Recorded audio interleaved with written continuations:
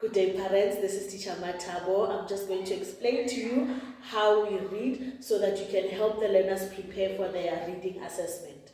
So when we read, the first thing that we need to do is to look at the letters, and the second thing is we need to say the sounds of the letters that we do see with our eyes. So I'm going to do the demonstration in Sesotho so that we can use the Sesotho sounds properly. So step 1 is to say the sounds that we see. So lentswe la pele, k, a. Then step 2 is to put the sounds together. When you put k and a together, it makes the sound k, right?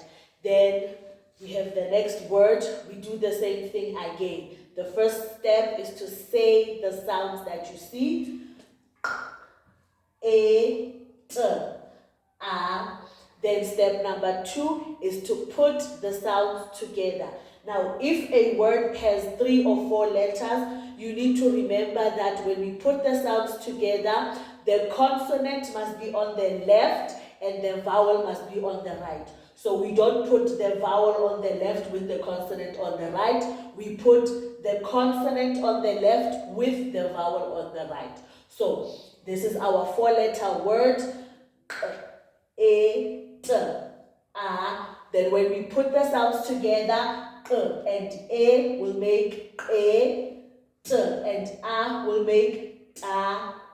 Then that's how you put the sounds together. And same goes with this word. It's a 4-letter word. So step 1, say the words, the sounds, d, e, j, o. After you say the sounds, you put the sounds together. Consonant on the left, vowel on the right, d and e together it's d, j, and o together it's jo. Then once you have put your sounds together, it becomes easier to read the sentence.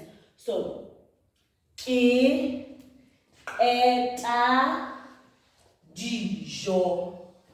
Again, ke, eta, dijo. So, following those steps makes it easier for us to read. Step 1, we say the sounds of the letters. Step 2, we put the sounds together, and always remember the consonant on the left, the vowel on the right.